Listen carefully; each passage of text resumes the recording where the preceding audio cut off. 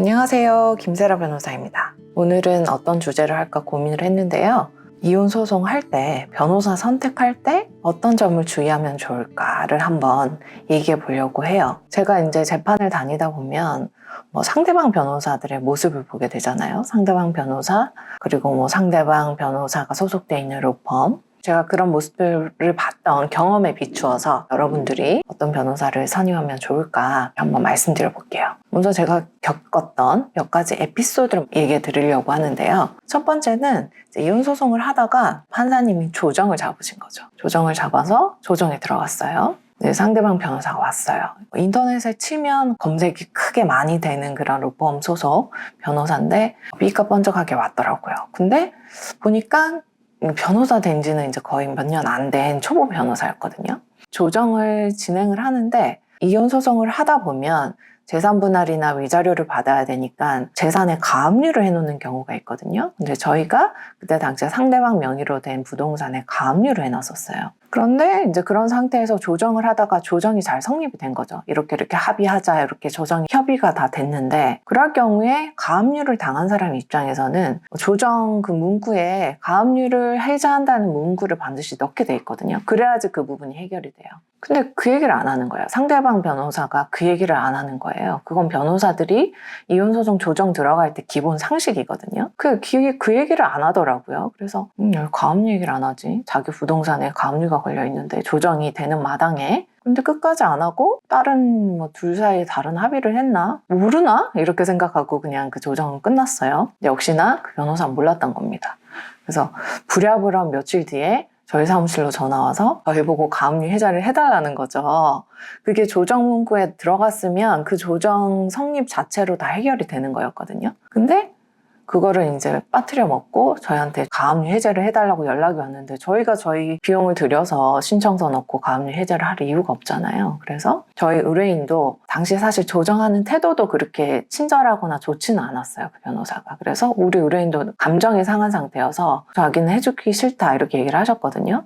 그래서 결국 가압류는 이제 상대방 변호사가 아니라 그 상대방 피고가 아마 자기 비용을 들여서 가압류 해제했을 거예요. 그런 경우가 있었어요. 그러니까 사실은 그 로펌의 규모나 광고하는 거에 비해서는 실제 담당하는 변호사가 너무 이혼소송 경험이 없었던 거죠. 그런 경우 있었고, 두 번째는 이제 역시 조정, 소송을 하다가 어느 정도 소송이 성숙이 되면 당사자가 신청하거나 법원에서 직권으로 조정을 잡거든요. 아마 그 굿파트너에서 많이 보셨을 거예요. 이혼소송은 조정으로 많이 돼요. 그래서 이제 이 사건도 조정을 하던 사안이었는데, 당시 이제 조정 잡힌 게 약간 소송 초기였어요. 저희 의뢰인이 남편 쪽이었는데, 양육권이랑 친권 다 포기하고, 전 와이프가 키우는 걸로 하고, 이제 그 정도까지는 합의가 된 사안이었는데, 재산 분할 면에서 이제 다툼이 있었는데, 이제 생각이 바뀌었나 봐요. 그냥 어차피 애들 키우고 할 건데, 그냥 제가 다 주겠다. 그냥 웬만한 거 다 굉장히 상대방한테 유리하게 조정하겠다. 이렇게 얘기를 하시더라고요.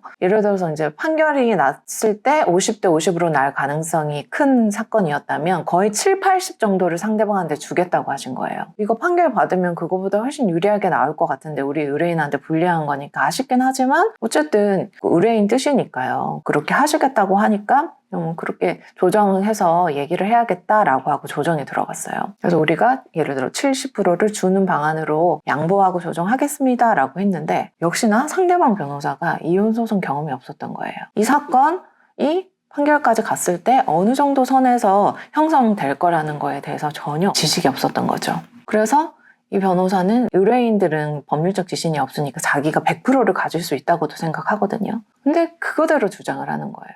자기한테 굉장히 유리한 조정 조건인 것을 모르고 아니 우린 하기 싫다 100% 아니면 안 할 거다 이렇게 팍팍 우기더라고요. 어떻게 합의가 안 되면 조정이 안 되는 거거든요. 그래서 저는 속으로 차라리 잘 됐네, 어제 판결 가면 우리 의뢰인한테 이거보다는 훨씬 유리하게 나올 텐데 라고 생각하고 조정을 안 했죠. 근데 역시나 나중에 이제 판결이 났는데 조정이 안 됐으니까 판결이 나거든요. 역시나 우리 의뢰인한테는 조정 제시했던 것보다 훨씬 유리하게 났고 상대방한테는 불리하게 난 거죠. 그러니까 그때 조정을 했으면 훨씬 유리하게 본인이 재산분할 받을 수 있었는데 변호사가 그걸 모르는 바람에 그런 기회를 날리게 된 거예요. 그럴 때 경험이 좀 부족한 변호사들이 나오는 경우가 있더라고요.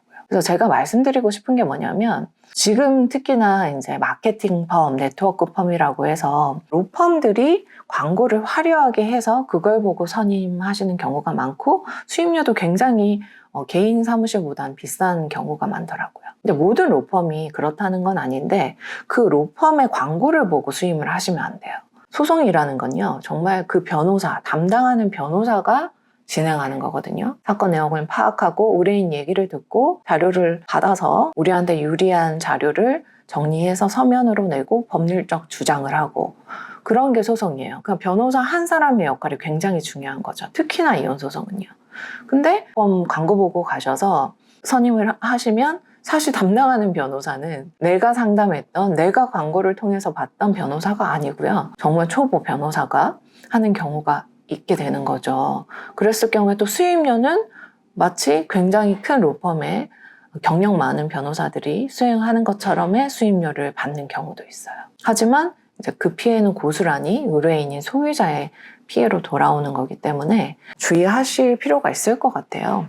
그래서 변호사 선임하실 때는요, 상담한 변호사가 내 사건을 진행하는지 보셔야 돼요. 근데 문제는 그 소송이라는 거는 처음에 착수금을 내면 그 다음에 소송 진행하는 걸 보고 나서는 돌려받지 못한다는 그런 이제 단점이 있는데, 뭐 주변에 이 로펌, 이 변호사 통해서 소송하셨던 분들의 경험을 듣거나 후기를 들으시는 방법을 하시더라도 꼭 내가 상담한 변호사랑 잘 소통이 되고 이제 전화도 할 수 있고 필요할 때 미팅도 할 수 있고 궁금한 거 물어볼 수도 있고 그리고 내가 상담한 변호사가 내 사건 서면도 쓰고 재판도 가는지를 잘 보시고 선택하실 필요가 있고 물론 그 변호사의 경험과 경력도 보셔야 될 거고요. 그런 부분을 오늘은 말씀드려봤어요. 다음 시간에도 제가 봤던 상대 변호사의 이제 좀 황당했던 모습들, 그래서 이제 법률 소비자들이 변호사 선택할 때 주의해야 될 모습들에 대해서 수다 떨듯이 말씀드려 보겠습니다. 오늘은 여기까지 말씀드릴게요. 임재라 변호사였습니다.